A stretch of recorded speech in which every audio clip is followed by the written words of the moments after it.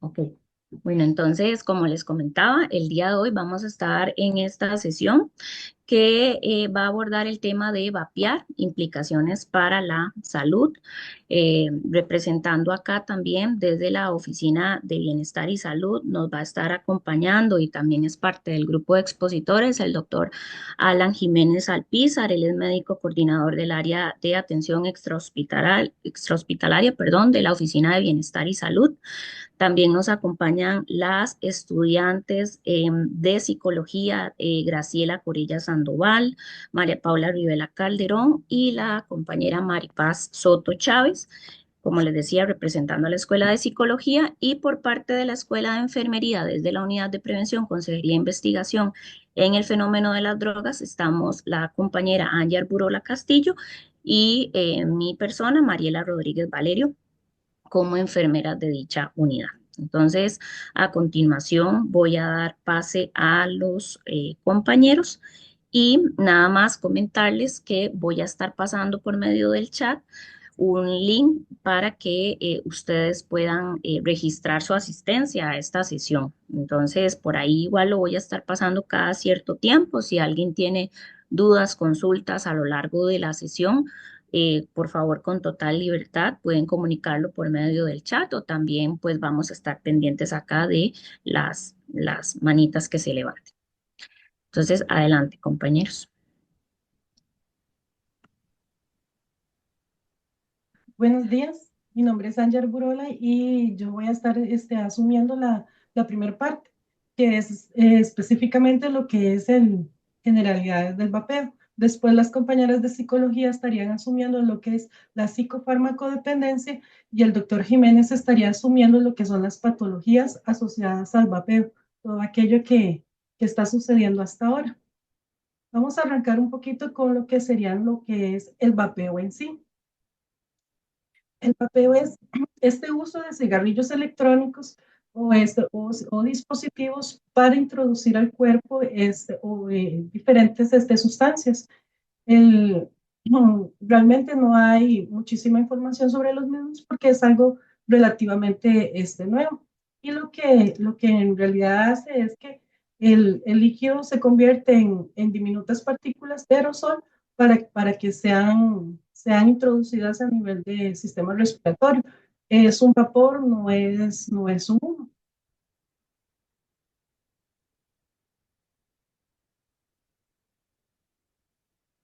Hay diferentes tipos de cigarrillos.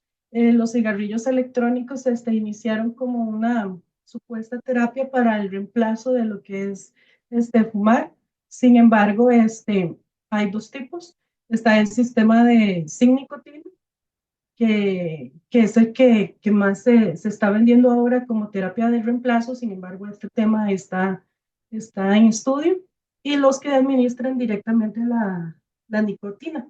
Estos sistemas lo que hacen es que calientan un líquido para volatizarlo o hacerlo en partículas más pequeñas y que puedan ser inhaladas. Adelante, Mari.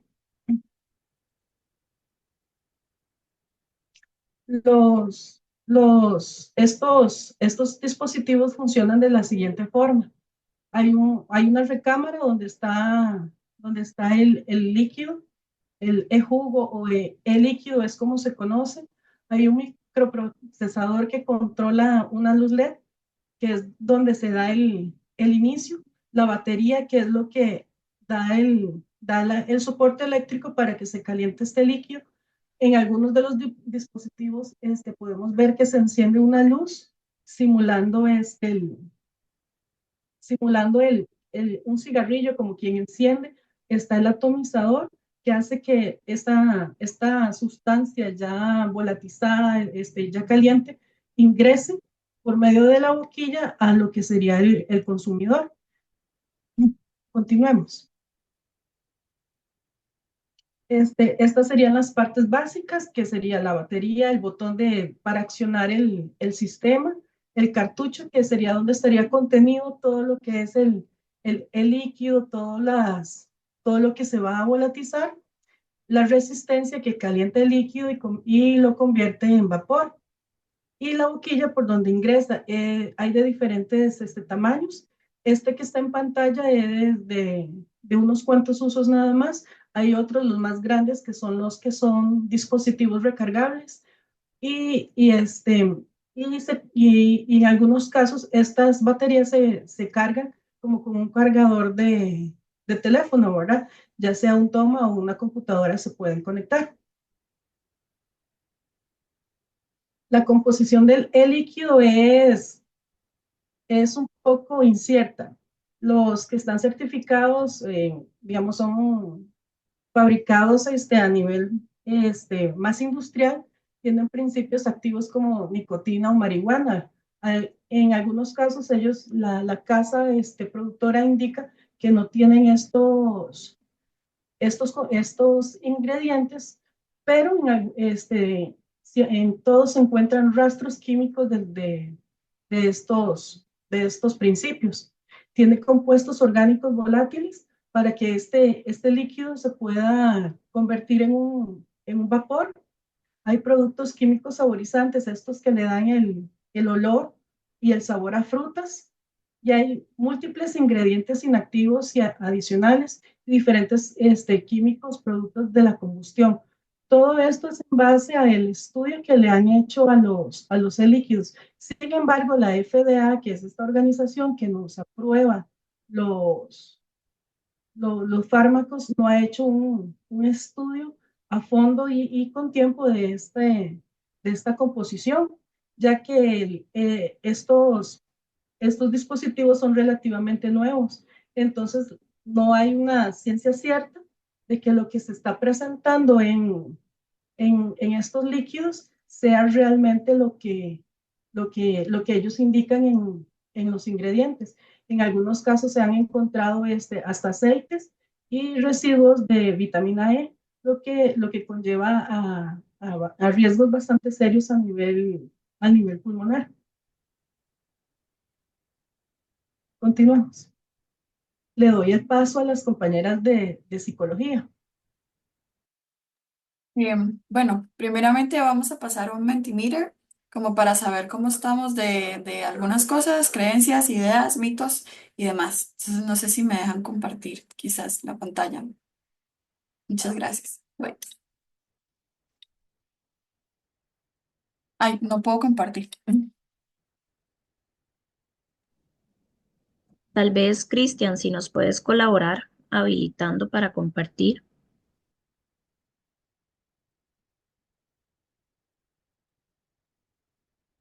Gracias. Listo. ¿Sí lo ven? Hola, sí. Sí, sí se ve. Ok, perfecto.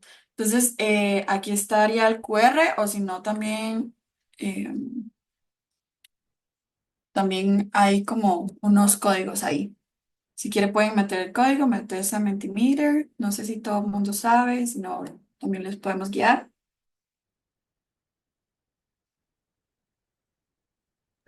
Disculpa, ¿podrías poner el QR otra vez? Claro que sí. Muchas gracias. Buenos días, disculpe, ¿podría ponerlo en el chat? La El dirección. código. Ujú, la Bueno, dirección. Es lo claro que mismo. sí, voy. Gracias. Sí, Gracie, tal vez facilitarles el link al Mentimeter y que ya ellos luego cuando ingresan puedan poner el código.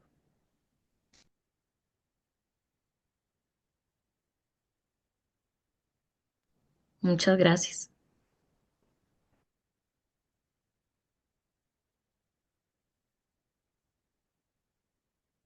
Y se pudo. Bueno, ahí veo que ya 4 personas reaccionaron.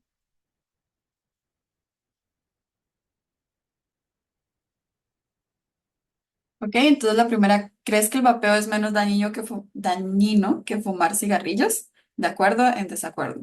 Ok, ya 6 personas pusieron que en desacuerdo. Va ganando el desacuerdo. Ok, si quiere pasamos a la siguiente para que no nos tome mucho tiempo. ¿Consideras que el vapeo es adictivo? ¿De acuerdo? En desacuerdo.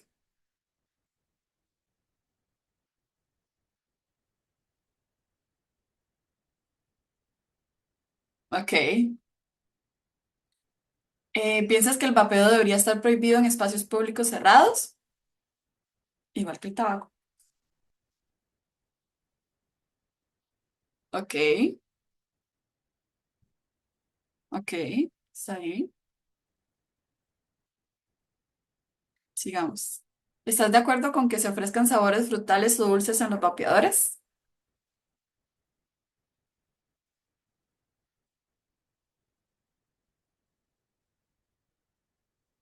Desacuerdo, la ranita. Ok. ¿Piensas que el vapeo ayuda realmente a dejar de fumar cigarrillos tradicionales?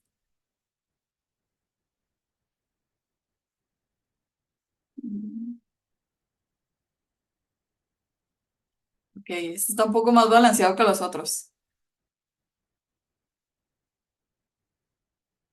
¿Conocen los riesgos para la salud asociados con el vapeo? Esto es como ya para... Ok. Igual, si ya los conocen, vamos a ir repasando entonces y verlos más a fondo hasta con el doctor. Y listo. Voy para dejar de compartir. Listo. Entonces, seguimos con la presentación.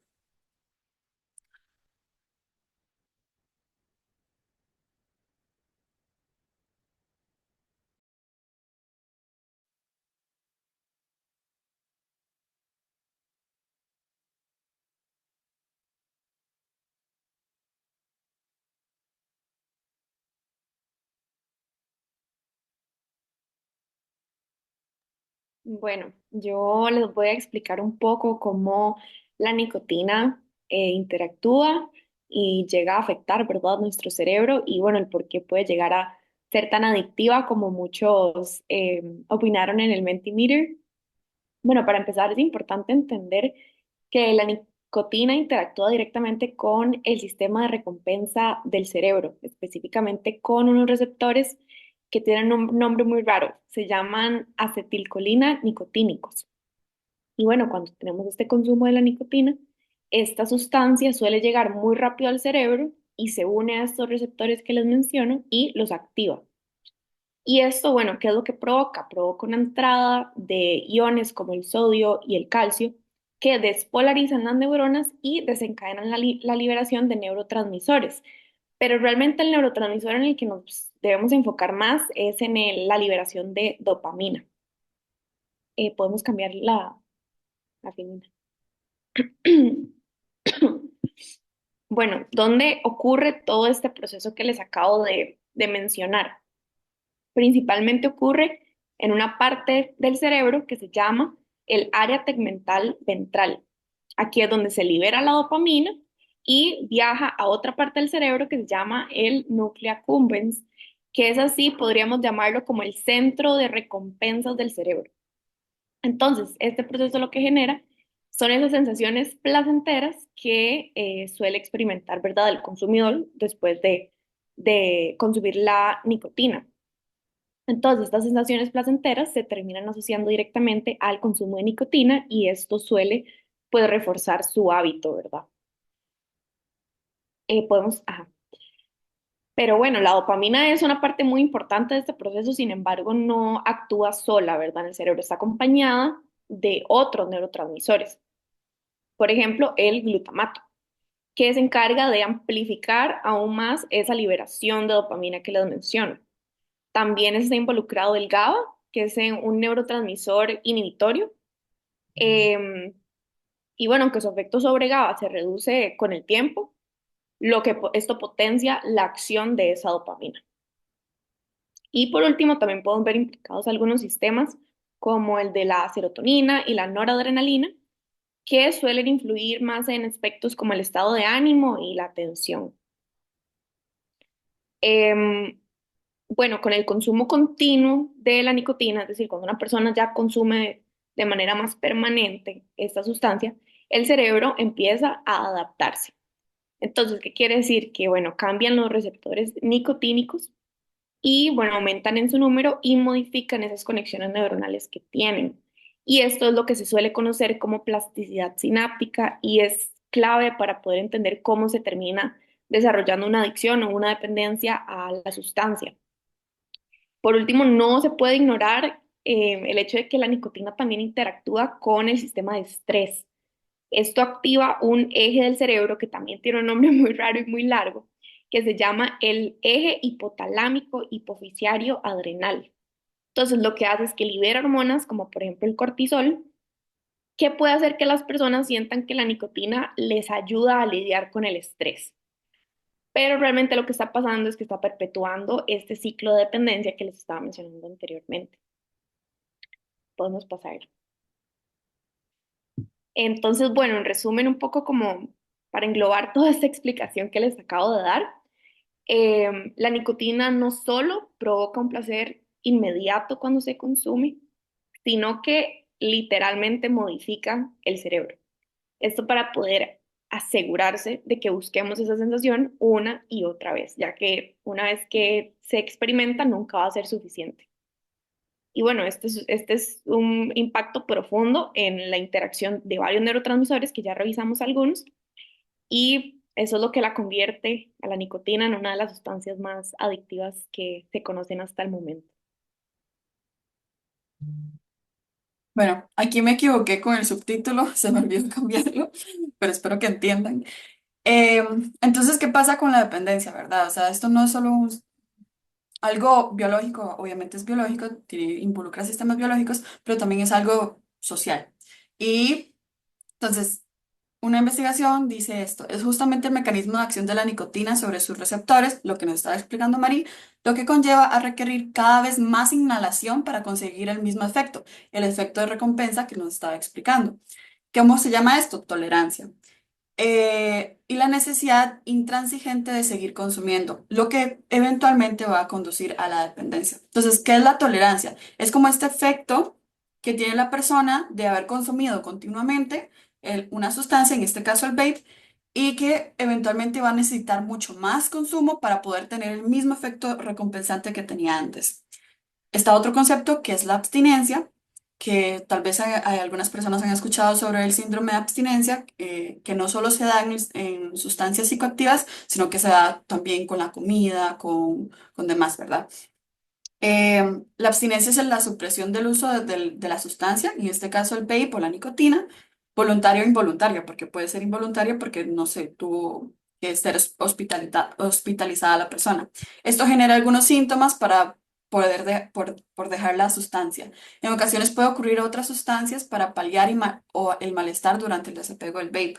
Eso significa, por ejemplo, si una persona quiere dejar el vape o, por ejemplo, los cigarrillos tradicionales, usualmente va a recurrir a otros sistemas de recompensa, por ejemplo, puede ser la comida, otras sustancias psicoactivas o conductas más riesgosas para poder tener este placer que recibía de la sustancia.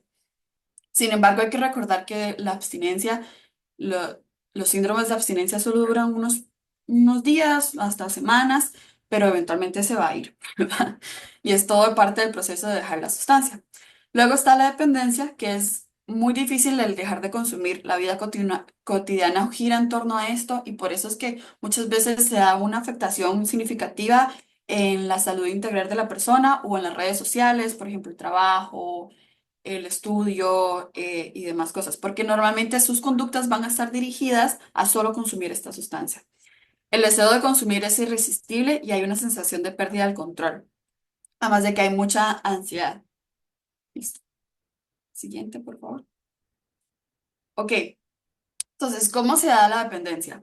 La dependencia es tanto física, porque afecta todo lo que nos dijo Marilla, ¿verdad? Afecta permanentemente el cuerpo y el cerebro, genera neuroadaptación, que es como el proceso por el cual el cerebro y el sistema nervioso se van ajustando por el consumo continuo de sustancias.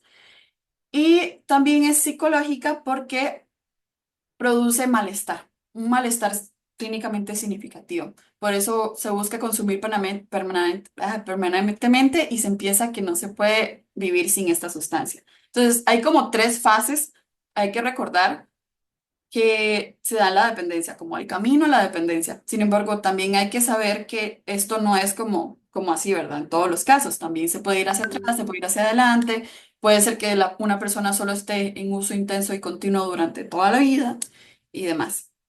Pero igualmente, eventualmente va a llegar como esto.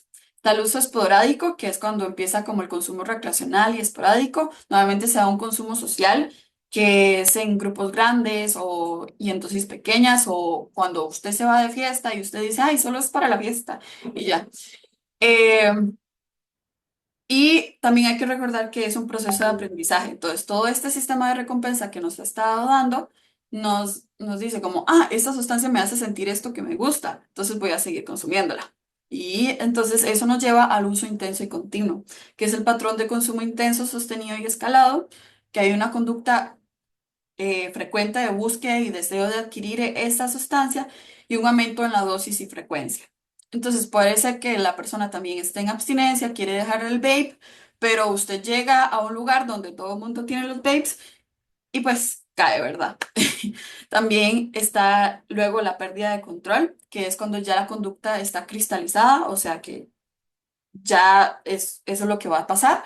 La ausencia de ella genera un malestar físico y psicológico y hay una conducta compulsiva automática y gran impulsividad para consumirla. Entonces, algunos síntomas de abstinencia, estos son algunos pocos que también incluyen como nicotina en general, o sea que puede ser tanto de vape como de cigarrillo electrónico. Tienen que saber que los síntomas de abstinencia no es que duran un mes, pero duran aproximadamente un mes. A veces se pueden extender, a veces pueden ser menos. La intensidad de los síntomas va disminuyendo con el tiempo, ¿verdad? Si ya la persona está en abstinencia total y pasa un mes, entonces van a ir disminuyendo los síntomas. Eso es algo bueno. Luego, los cambios de humor. Hay muchos cambios de humor, pueden ser impulsivos, pueden ser de tristeza, además, nerviosismo y ansiedad, irritabilidad, craving, que es como la necesidad de esas ganas de consumir eso, ¿verdad? En este caso el vape, y grandes problemas de sueño. Hasta puede haber grandes problemas de alimentación. Y vamos a ponerles un Ansiedad video. al dejar de fumar o vapear. Te contamos en 30 segundos cómo enfrentarla. La ansiedad que algunas personas sufren al dejar la nicotina es enorme. Cada uno tiene su proceso y cada caso es diferente. El síndrome de abstinencia se puede tratar mediante terapia médica con prescripción de ansiolíticos y sustitución de nicotina. Sin embargo, existen herramientas psicológicas para las cuales te ofrecemos algunos tips. Pensemos siempre en el proceso de dejar de fumar o vapear como una meta por la cual esforzarse. Hagamos una lista con todos los beneficios del proceso. Los síntomas pueden ser difíciles de sobrellevar, pero desaparecerán a los días. Apoyémonos en familiares o amigos que hayan tenido experiencias similares. Finalmente, la actividad física es importante porque más que una distracción, es desintoxicación. Déjalo ir, nosotros te ayudamos. IAFA.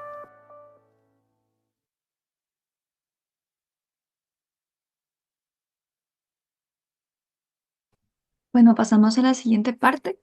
Básicamente aquí lo que vamos a hablar son como los factores socioculturales, ¿verdad?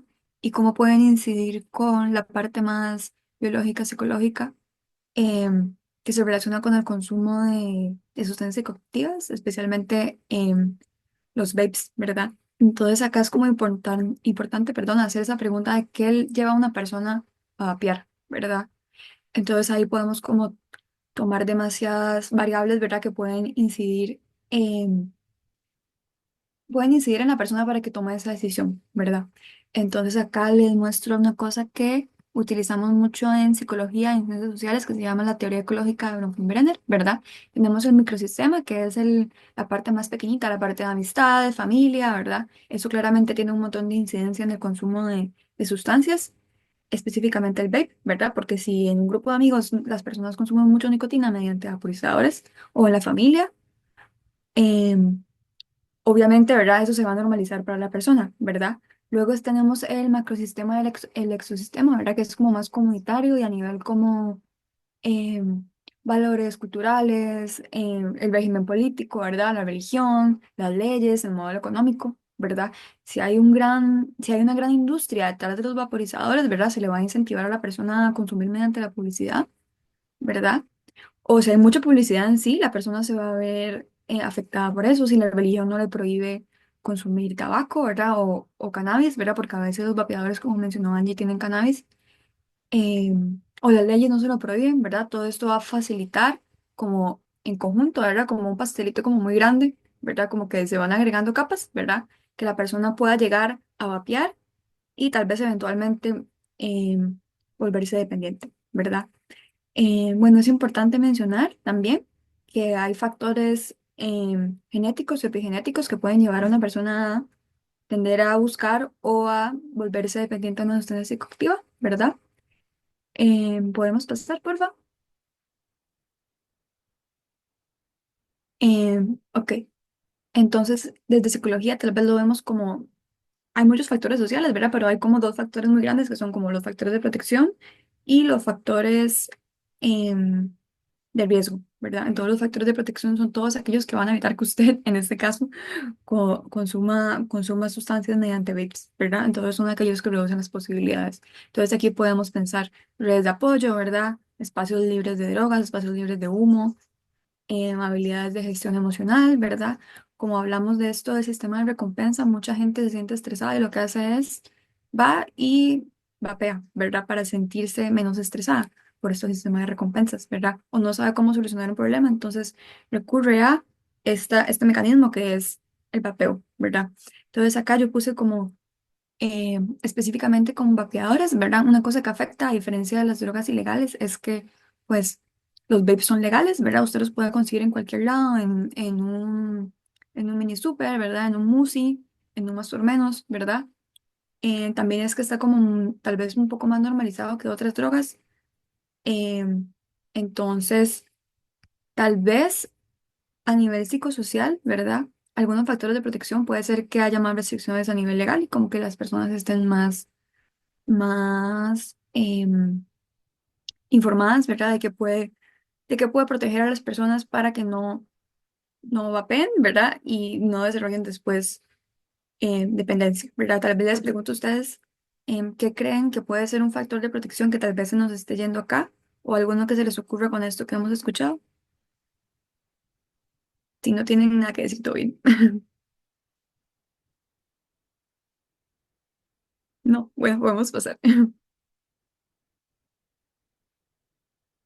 Bueno, factores de riesgo, ¿verdad? Eso también es lo mismo, pero al revés, ¿verdad? La presión social, la exposición al ambiente, ¿verdad? En este caso con los vapeadores, la exposición es muchísima, ¿verdad? Trastornos mentales, genética, epigenética, entre otros, ¿verdad? Personas que son muy impulsivas, personas que están tal vez, tienden a estar desreguladas emocionalmente, ¿verdad? Pueden tender ajá, sí, pueden tender como a tal vez recurrir a otros mecanismos, ¿verdad? Para estar más tranquilas, para sentirse mejor, para resolver problemas, ¿verdad? Que estén relacionados al consumo de sustancias, ¿verdad? Entonces, específicamente con los vapeadores, ¿verdad? La desinformación sobre los vapeadores, esto que mencionamos en el Mentimeter, ¿verdad? Que tal vez creen que es mejor que fumar, ¿verdad? Tal vez creen que no hace nada. Yo me acuerdo cuando salieron como, bueno, no salieron, pero fue como el boom de los vapeadores, ¿verdad? Decían como que no hacía nada, ¿verdad? Entonces la gente vapeaba un montón. La normalización del consumo, entre otros, ¿verdad? ¿Podemos pasar?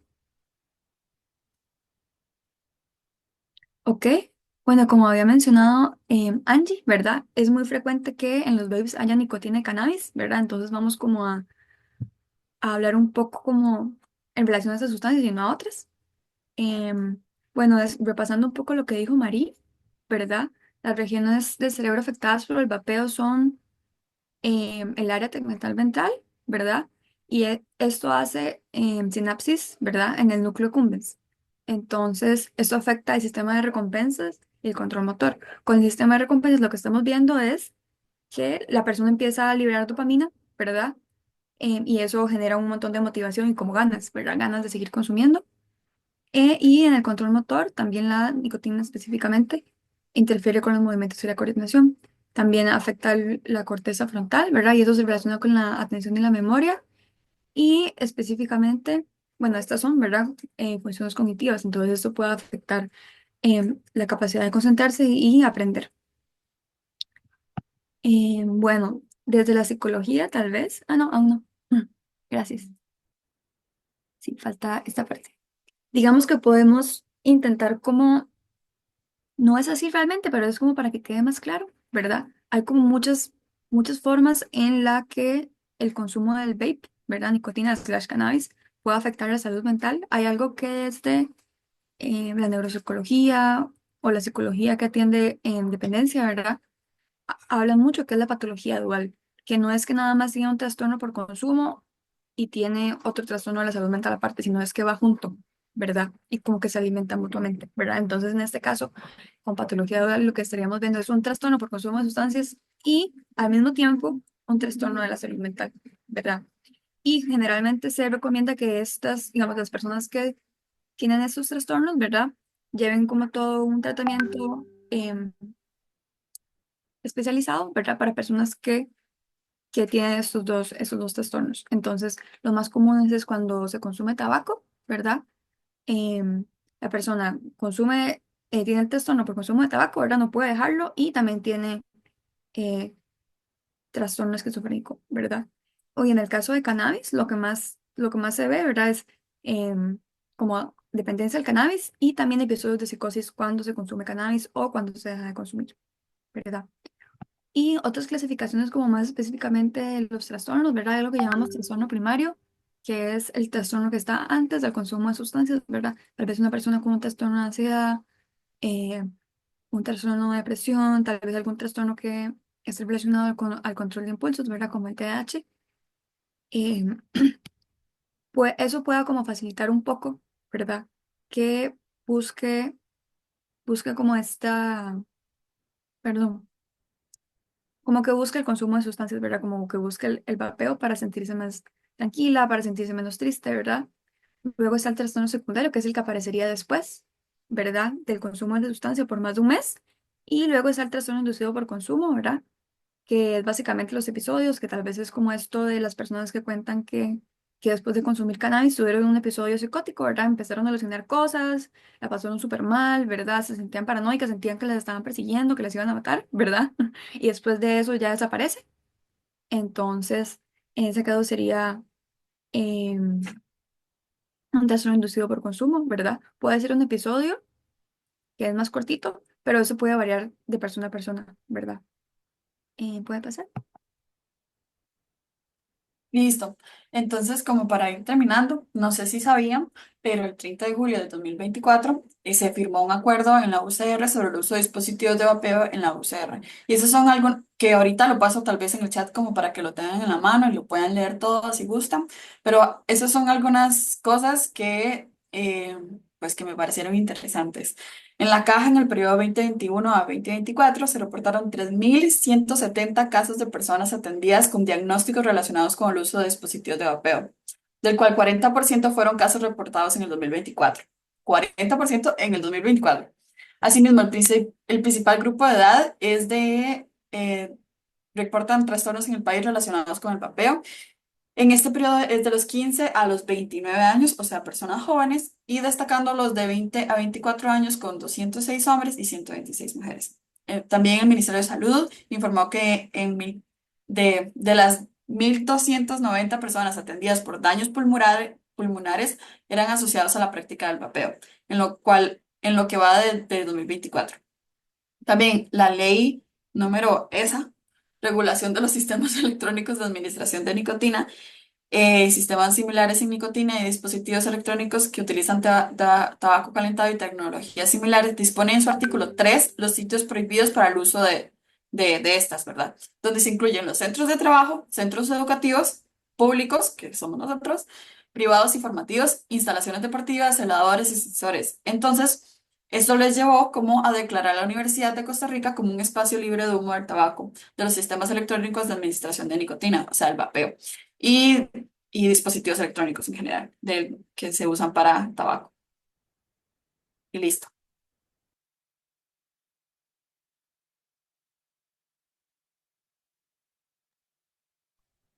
Ok, a continuación damos la palabra al doctor Jiménez. Muchas gracias. Entonces, vemos cómo desde el punto de vista psicológico tenemos un montón de efectos sobre el organismo, Pero entonces vamos a enfocarnos en la parte más biológica, más centrado como en el resto del cuerpo. Em, una de las preguntas que hacía Gracie ahora con el Mentimeter hablaba de si el vaping es una alternativa que es más segura que fumar y si estamos de acuerdo o en desacuerdo con esta propuesta. En realidad, los estudios señalan que sí hay mayor seguridad desde el punto de vista de que probablemente estamos sustituyendo los efectos de los 7.000 químicos conocidos por la administración básicamente de nicotina y algunas otras sustancias, las cuales tal vez no tenemos todas tan identificadas, pero que posiblemente son menos dañinas que el fumado convencional. Entonces, se convierte, pues sí, en una alternativa más segura o de esta forma surge como una alternativa en el mercado. Y se habla de que es útil en la cesación del fumado. No hay una autorización de una agencia regulatoria que diga que es un dispositivo aprobado para la cesación de fumado. Realmente tenemos muy poco tiempo de conocer estos dispositivos para saber si de verdad van a funcionar o no, pero surge como algo que podría ser funcional en un escenario de esto. Como les decía, el principal problema o bueno, más bien la principal ventaja que tenemos con estos dispositivos es que cambiamos la combustión del tabaco por el calentamiento de un líquido, que es lo que decía Angie al principio de la presentación. Pero esto nos deja con un montón de interrogantes sobre las posibilidades de los efectos en el organismo y es lo que estaremos viendo en este espacio. ¿Me ayudas, María?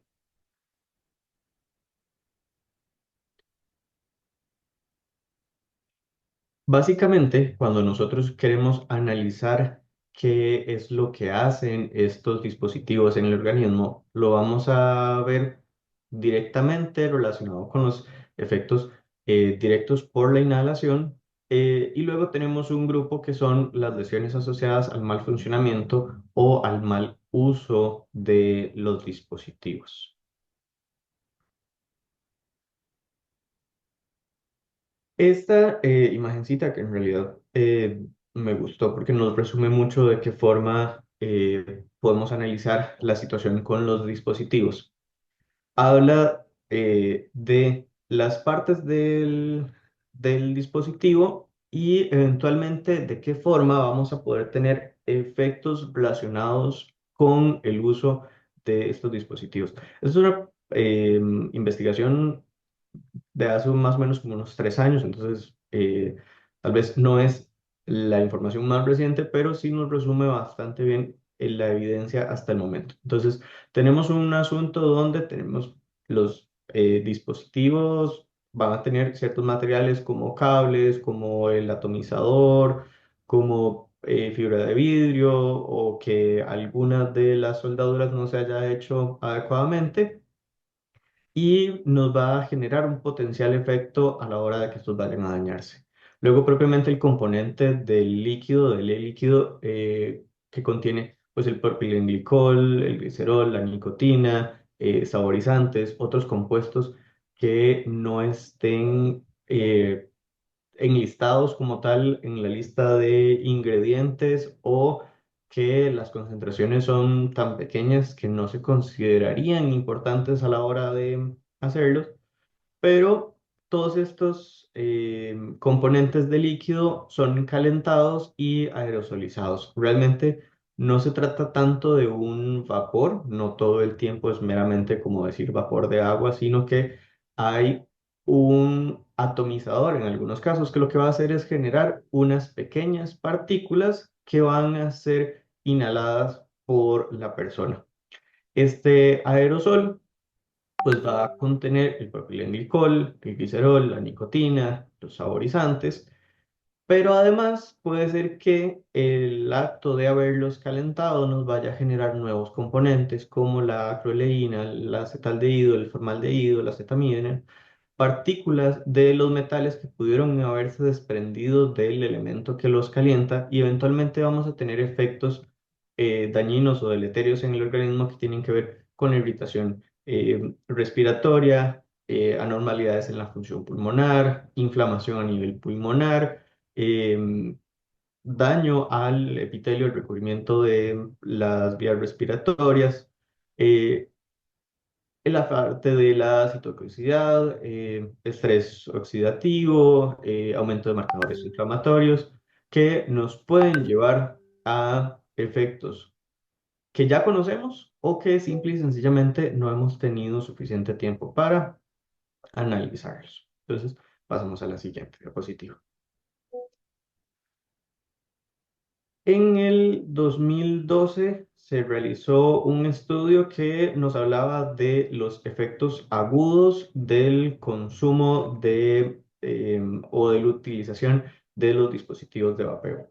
Se comparó entre un basal de no haberlo utilizado y luego 5 minutos después de haberlo utilizado, qué clase de efectos tenemos en el organismo. Y lo vemos tanto en pacientes que eran fumadores y que no eran fumadores, y luego en pacientes que tenían una enfermedad pulmonar establecida y en pacientes que no tenían una enfermedad pulmonar establecida.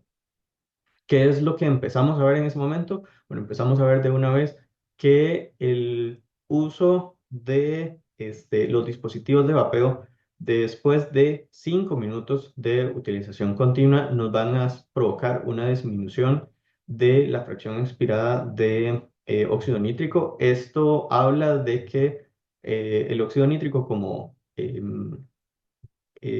daño oxidativo puede generar entonces que nos estemos generando daño oxidativo a nivel pulmonar. Luego hay un aumento de impedancia respiratoria o un aumento en la resistencia al flujo del aire. Significa que estas personas, después de apenas 5 minutos de utilizar el dispositivo, aunque sea un efecto que es menor al que se tiene comparado con el uso del tabaco convencional, de los servicios convencionales, vamos a notar que sí hay un aumento en la resistencia al flujo respiratorio, de forma que podemos tener eventualmente también efectos donde este aumento en la resistencia no es únicamente en el periodo en el que se usa, sino que podríamos tener mayor posibilidad de desarrollo de enfermedad pulmonar a largo plazo.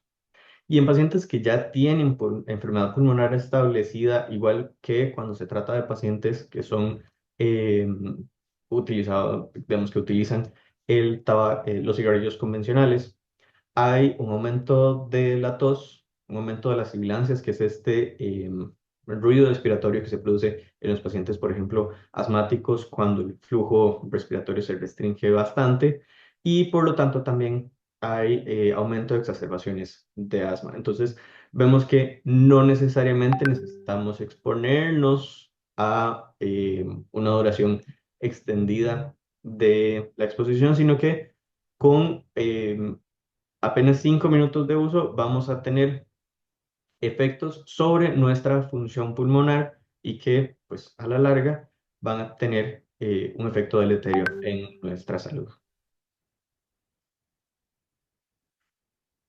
Sí. Además de estos efectos agudos, entonces vamos a tener ya algunas condiciones que hemos podido establecer que se relacionan con patologías donde tenemos clara relación.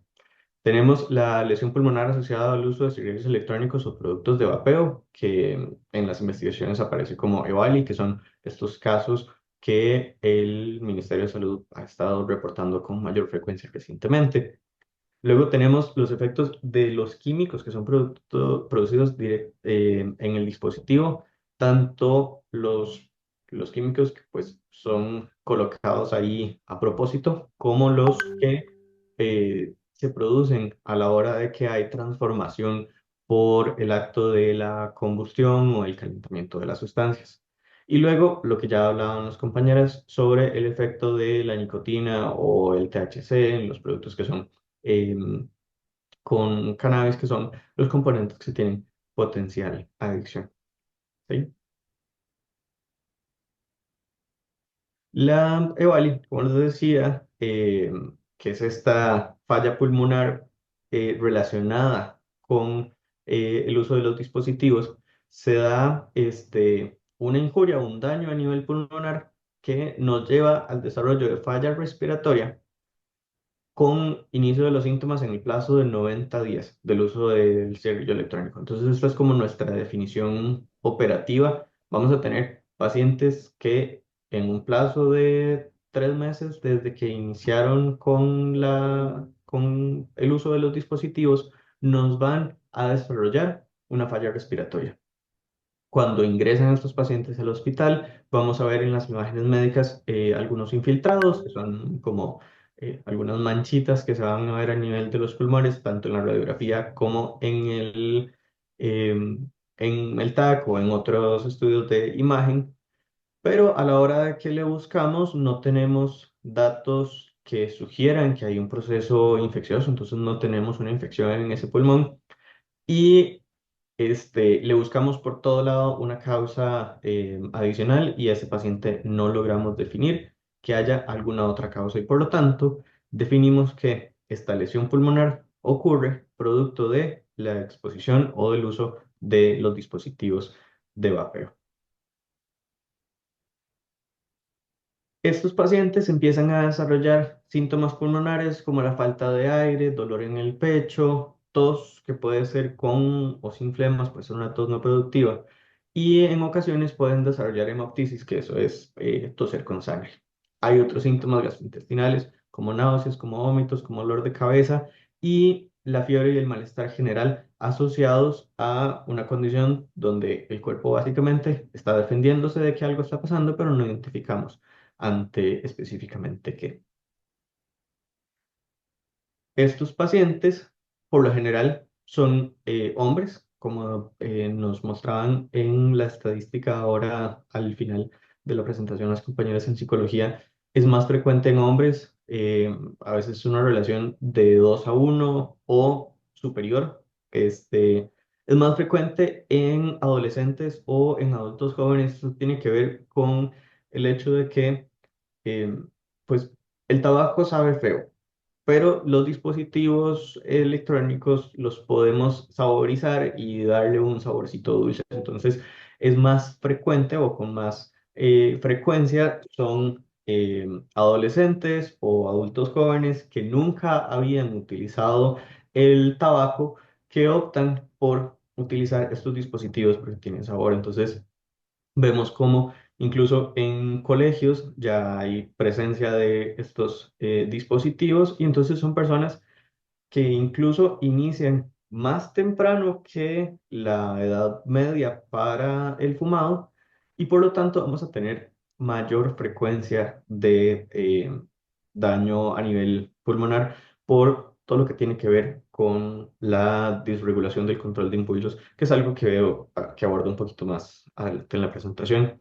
Y un asunto interesante es que es más frecuente asociado al producto, al uso de productos con THC o productos con cannabis, porque con mayor frecuencia estos dispositivos son adquiridos por medios informales y con más frecuencia no tienen regulación tan estricta o hay más probabilidad de que sean de alguna forma manipulados por este intermediario.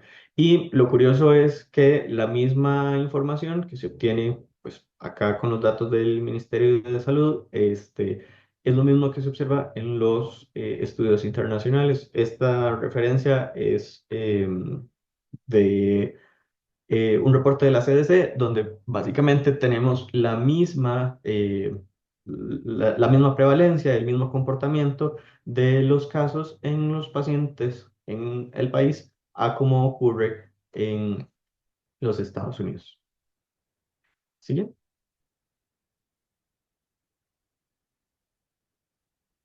Como les decía, vamos a tener efectos de los químicos que se contienen en este dispositivo.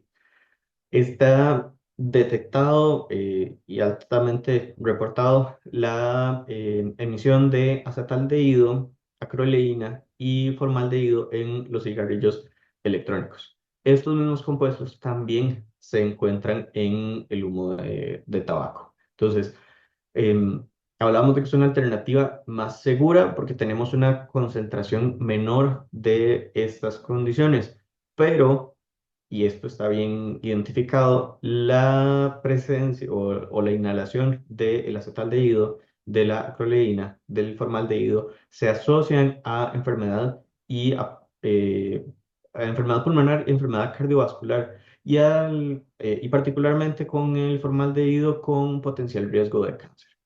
El efecto directo de tabaco con aumento de riesgo de enfermedad pulmonar y enfermedad cardiovascular y aumento de riesgo de cáncer, particularmente de pulmón, está muy bien definido.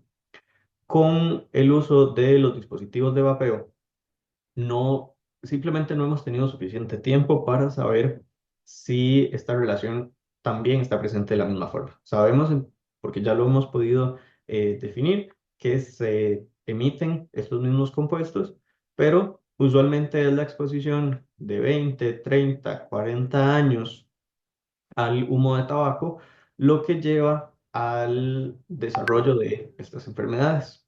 Los dispositivos estos fueron introducidos en China apenas hace 20 años y incluso hace menos tiempo en Estados Unidos y todavía menos acá. Entonces, hablamos de que para poder definir claramente si estos químicos que ya los estamos detectando vamos a tener un efecto a largo plazo, nos hace falta pues ese largo plazo de tener el seguimiento de una suficiente cantidad de pacientes. Siguiente. Hay estudios que demuestran la deposición de acetato de vitamina E en las vías respiratorias. Entonces, parte de los componentes del líquido, del E líquido que se llama, contienen vitamina E.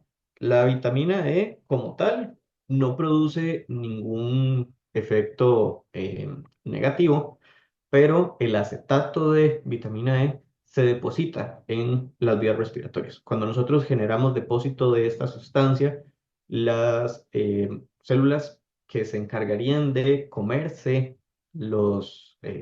estos sustancias que generan alguna afectación, que se llaman macrófagos, estos macrófagos intentan comerse el acetato de vitamina E, pero no es muy efectivo para su degradación. Por lo tanto, se produce un mayor inflamación y tenemos un potencial de desarrollar lo que se llama una neumonía lipoidea exógena. Lipoidea, porque se trata de lípidos, de grasa, y exógeno porque es grasa que viene de una parte externa y no producida por el organismo. Entonces, sí se ha visto y es en un porcentaje importante de los pacientes que tienen el EVALI de que hay deposición del acetato de vitamina E en las vías respiratorias y podría darnos entonces esta condición de una potencial neumonía por el uso del dispositivo. Siguiente.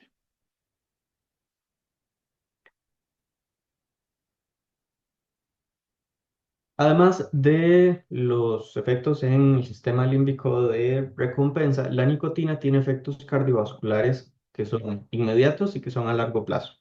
Dentro de los efectos que son inmediatos, hay un aumento en la frecuencia cardíaca, hay un aumento en la presión arterial y hay disfunción endotelial. Entonces, cuando consumimos la nicotina, nos va a aumentar la frecuencia cardíaca, nos va a aumentar la presión arterial, independientemente de si tenemos o no alguna condición cardiovascular que nos predisponga a alguna lesión. Entonces, en pacientes que tienen alguna condición a nivel cardíaca, estos efectos de la nicotina nos van a generar un mayor riesgo eh, de generar condiciones como un infarto, además.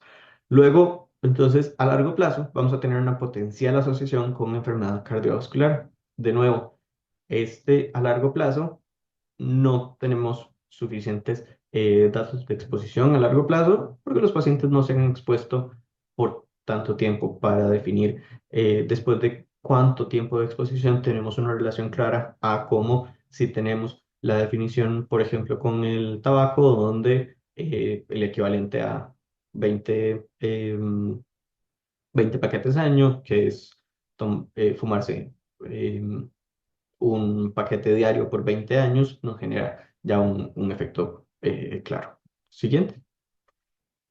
La nicotina también tiene efectos cerebrales que son más marcados en los adolescentes. Entonces ya habíamos visto con las compañeras de la Escuela de Psicología lo que tenía que ver con el efecto de la adicción de la nicotina. Pero es curioso porque en adolescentes, aparte de todo lo que ya se describió, hay un mayor efecto adictivo. Cuando nosotros somos niños, estamos generando la aparición de nuevas neuronas, hacemos nuevas conexiones cerebrales, pero luego como adolescentes generamos ya no nuevas neuronas, no hacemos tantas nuevas sinapsis, como que generamos la plasticidad cerebral, que es un efecto donde consolidamos algunas y sí generamos nuevas conexiones con el mismo número de neuronas que ya desarrollamos. Entonces, tenemos este potencial en esta etapa donde las neuronas están haciendo la poda, estamos reorganizándolas, de que la introducción de componentes con potencial adictivo, principalmente como la nicotina, vamos a tener un mayor efecto adictivo y hay un mayor desarrollo de conductas de riesgo y mayor susceptibilidad a iniciar abuso de sustancias y dependencia. Hay un efecto curioso que tiene que ver con, bueno, básicamente definir si es primero el huevo o la gallina, si es que tenemos una condición que nos hace susceptibles al uso del dispositivo como tabaco, el dispositivo como los dispositivos electrónicos, y esto entonces nos predispone a mayor conductas de riesgo porque estamos en el mismo ambiente que si nos promueve fumar, probablemente también nos va a promover otra clase de conductas de riesgo. Pero los análisis grandes nos han dicho de que el consumo de nicotina y particularmente en edades tempranas nos va a generar mayor desarrollo de otras conductas de riesgo. Y el tomar la nicotina como un gateway drug, como una sustancia que nos lleva, que nos conduce al potencial de utilizar otras cosas que sean más fuertes. Hablando del efecto de la tolerancia, donde vamos a necesitar mayor cantidad de una sustancia para generar el mismo efecto. Entonces, puede ser que como necesitamos ese high, como necesitamos ese sentirnos mejor que nos da la nicotina y ya la nicotina estamos teniendo que utilizarla con mayor frecuencia, que nos pasemos a utilizar alguna otra clase de sustancias y a usar de estas sustancias y generar eventualmente el fenómeno de dependencia. También hay mayor incidencia de déficit de cognición y atención y mayor frecuencia de desórdenes del ánimo, que de nuevo es un asunto donde probablemente tenemos una predisposición al desarrollar estas cosas y que la nicotina lo que hace es favorecerla o es el mismo situación donde las personas que tenían alguna predisposición para desarrollar desórdenes del ánimo o déficit de atención y cognición que utilicen alguna sustancia para controlar los síntomas de estas condiciones. En la parte de la salud prenatal y postnatal, particularmente si vamos a estar utilizando en pacientes que son jóvenes, que probablemente tienen conductas de riesgo, vamos a potencialmente tener embarazos donde hay una exposición significativa de nicotina y es ahí donde tenemos efectos que también son bien conocidos. Hay mayor incidencia de síndrome de la muerte súbita infantil, el SIDS, que son niños no tienen ninguna condición que podamos detectar fácilmente y que mueren de forma súbita sin causa aparente. Pacientes que hubo exposición prenatal, es más frecuente que vayamos a tener estas condiciones.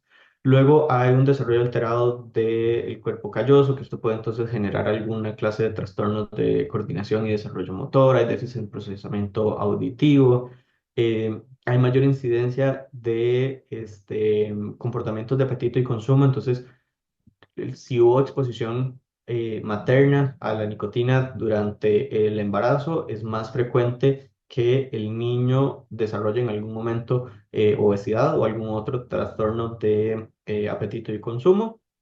Y es muy frecuente lo que sería el parto pretérmino. Entonces, embarazos que no completan las 38 40 semanas, sino que son partos prematuros por uso de la nicotina y eso sí lo hemos visto incluso asociado a los dispositivos de vapeo.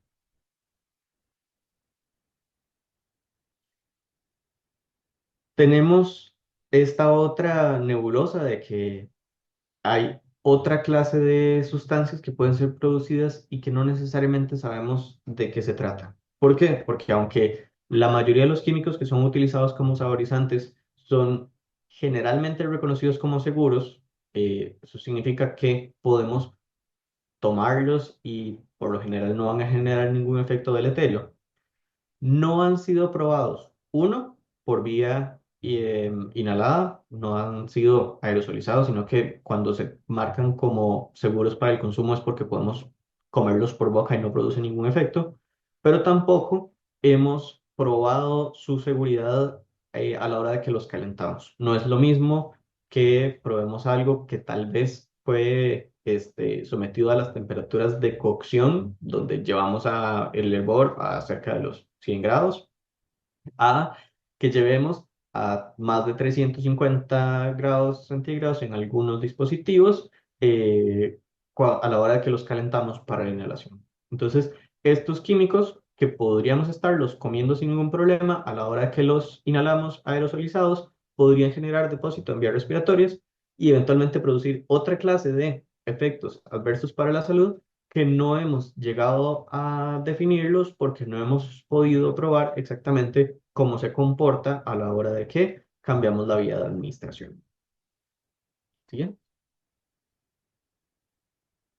Luego hablamos de que tenemos un elemento, una resistencia que se calienta y esta resistencia típicamente es de algún metal. Entonces hay partículas de metales pesados, entre ellos se ha detectado níquel, plomo, estaño, que podrían generar depósito en las vías respiratorias. Los metales no son absorbidos ni degradados, sino que básicamente son encapsulados. Entonces, si estamos teniendo exposición a muy largo plazo, podemos generar depósito y no sabemos exactamente cuánto estamos inhalando, y por lo tanto no sabemos cuánto se está depositando a nivel pulmonar, pero sí podríamos generar un efecto deleterio.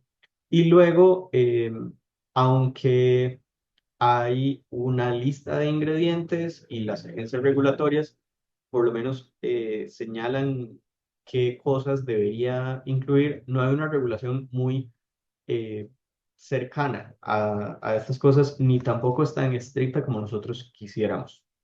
Entonces, lo mencionaba Angie al principio, hasta dispositivos que señalan que no contienen nicotina, tienen concentraciones de nicotina tan altas como 25 microgramos por mililitro, lo que significa que ya no es una concentración bajita. Entonces, aunque el fabricante diga que es libre de nicotina, seguimos detectándolo y entonces, como seguimos detectando nicotina que ellos declaran que no contiene, muy probablemente tenemos otra clase de sustancias que se han contaminado del mismo proceso de fabricación que generan algún efecto en el organismo.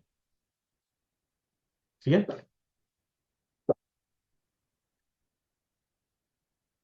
Y luego tenemos la parte de que propiamente el dispositivo puede disfuncionar, podemos tener alguna falla y entonces generar algún daño. Eh, El dispositivo, el elemento calentador, puede alcanzar hasta 350 grados. Entonces, eventualmente, si nosotros sostenemos el dispositivo de una forma incorrecta o de alguna forma se ha dañado el casing, el empaque del dispositivo, podemos generar daños. Y luego, estos dispositivos, como lo que tienen es un microcontrolador que le dice a qué temperatura calentarse, cuánto tiempo calentarse, existe la posibilidad de que el usuario manipule de alguna forma el dispositivo. Cuando el usuario manipula el dispositivo, hay mayor riesgo de explosiones o incendio del dispositivo. Luego podemos tener quemaduras químicas producto del derrame de los líquidos. Y luego lesiones de contactos, porque básicamente, si es un dispositivo que nosotros podríamos romper, vamos a tener alguna lesión por bordes filosos o similares, o la ingesta accidental de el líquido que no está pues, dispuesto a ser tomado por esa vía.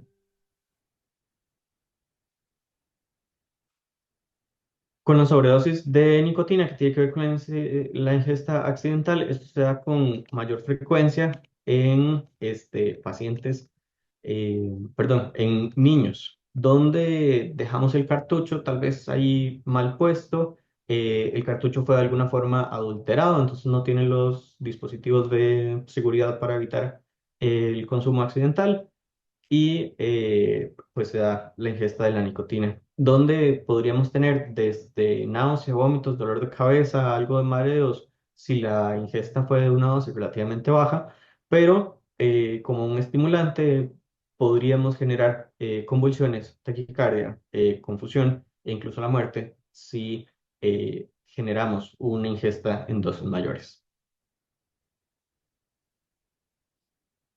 A fin de cuentas, a largo plazo no tenemos seguridad de los efectos porque hubo una introducción pues, muy reciente al mercado y aunque lo que les presento en estas diapositivas son efectos bastante bien identificados, todavía nos falta mucho seguimiento como para poder decir que aunque sea una alternativa más segura, no necesariamente tenemos una completa seguridad en que el dispositivo no va a generar ningún efecto perjudicial en la salud del organismo.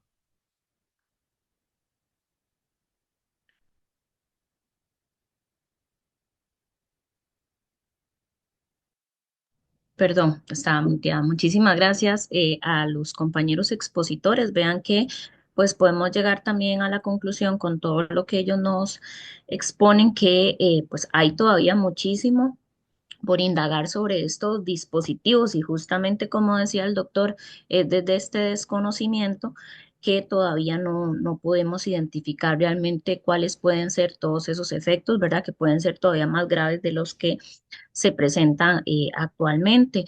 Al menos la OMS, la Organización Mundial de la Salud, pues desaconseja, ¿verdad?, el uso de estos dispositivos. Nos hacen también, ya vimos, ¿verdad?, que es claro el daño que se produce a la salud, que pues tanto en la parte de salud mental, salud física, incluso cómo llega a afectar a la parte psicológica. Se habla incluso de que muchas veces lo que se hace es una transferencia de la enfermedad adictiva o de la conducta adictiva, por ejemplo, incluso con la conducta mano-boca que tenemos a veces, ¿verdad? Porque al final se convierte también en un dispositivo que va a potenciar esa conducta que yo tenía con el cigarrillo tradicional. Y desde ese aspecto hablamos, por ejemplo, de una dependencia psicológica que se puede llegar a transferir. Entonces, sí es muy importante, ¿verdad?, estarnos informando. Es algo sumamente reciente en la población, al menos adolescente y joven.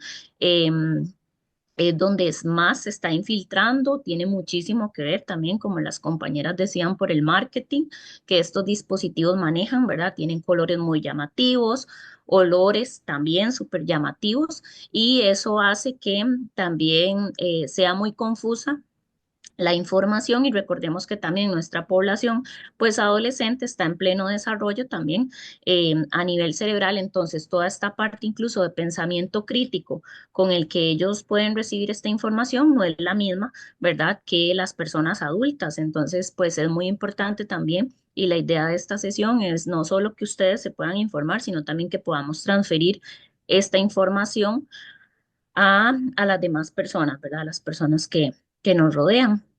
A continuación, lo que vamos a abrir